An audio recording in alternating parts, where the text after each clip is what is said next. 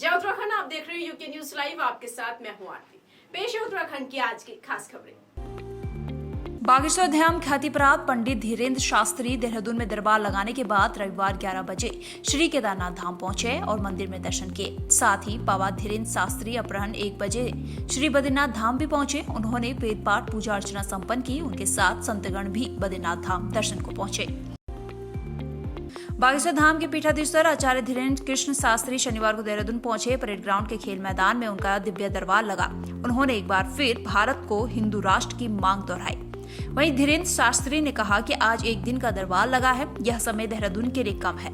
हम जल्दी ही देहरादून में 5 दिन का दिव्य दरबार लगाएंगे और देहरादून के पागलों का दम पिएंगे। भारतीय जनता पार्टी के प्रदेश कार्यकारिणी सदस्य रमेश चंद्र जोशी उर्फ रामू भाई ने एक पत्रकार वार्ता का आयोजन कर खटीमा विधायक भुवन कापड़ी पर छात्र संघ चुनाव में हस्तक्षेप कर निजी राजनीतिक स्वार्थ के लिए माहौल बिगाड़ने व छात्र नेताओं को भड़काने का आरोप लगाया है।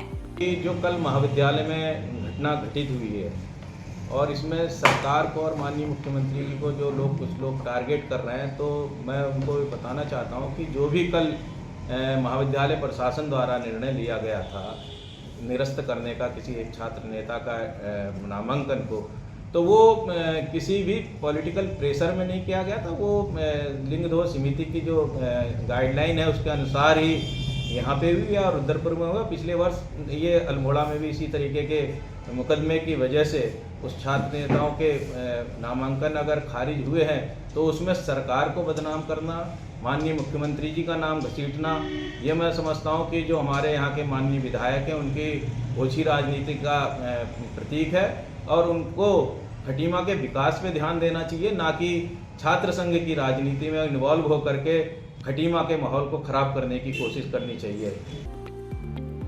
खटीमा के हेमवती नंदन बहुणा राजकीय स्नातकोत्तर महाविद्यालय में एनएसयूआई प्रत्याशी दीपक मंडेला के द्वारा नामांकन रद्द होने के भय के चलते दिन भर किए गए भारी भरकम हंगामे के बाद स्थानीय प्रशासन के द्वारा शनिवार शाम तक नामांकन प्रक्रिया पूरी कर ली गई। आपको बता दें कि अपना नामांकन निरस्त किए जाने की आशंका के चलते एनएसयूआई के प्रत्याशी दीपक मंडेला महाविद्यालय की छत पर चढ़ गए थे।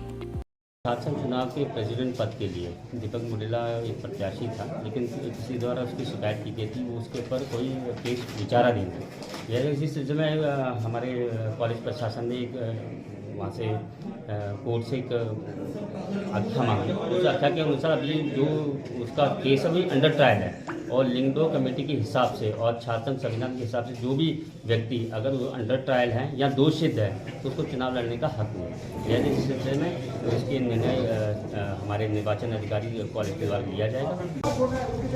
नामांकन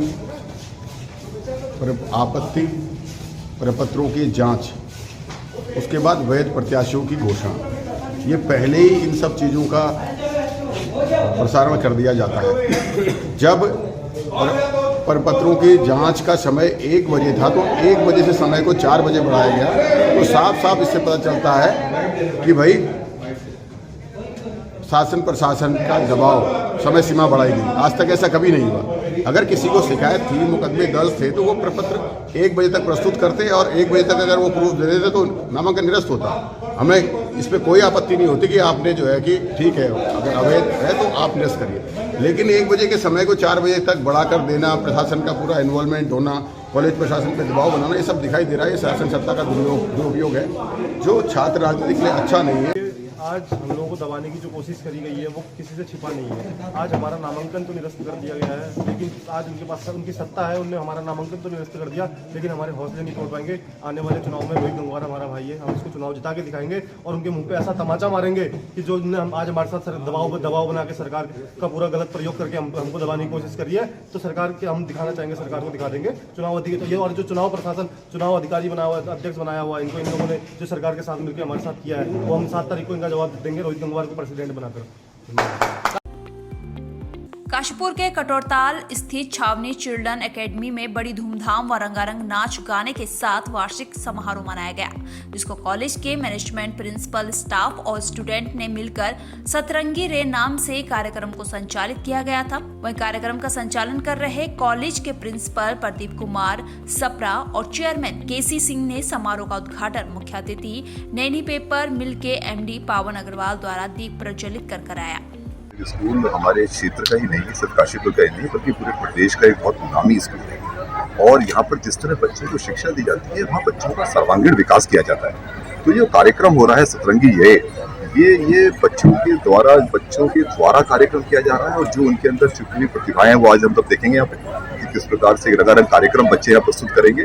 तो एक बहुत ही उत्तम स्थान इस स्कूल का और यहाँ के बच्चों का हमारे इस पूरे प्रदेश में है और यहाँ के बच्चे बहुत अच्छा करते हैं। छावनी स्कूल के बच्चों के लिए आयोजन किया गया था। इसमें पेरेंट्स, प्रबंधक और जो स्कूल का स्टाफ है उनके द्वारा जो बच्चों के लिए हमारे काम किए जा रहे हैं, उनके एजुकेशन पे, उनके टोटल डेवलपमेंट पे और अन्य करिकुलम एक्टिविटी पे वो बहुत काबिल तारीफ है।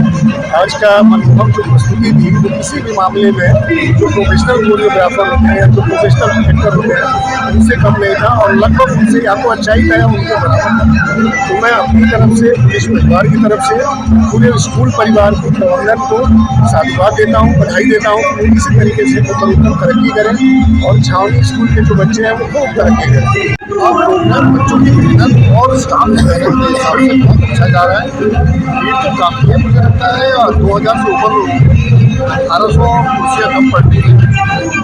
पर एस पी साहब का इतना बहुत धन्यवाद कि उन्होंने अपना समय दिया हमको। ऐसे ही हमारा सहयोग सबसे बेहतर है तो स्कूल के लिए हमारे बच्चों के भविष्य के बहुत आज के बुलेटिन में फिलहाल इतना ही। बने रहिए यूके न्यूज़ लाइव के साथ। धन्यवाद।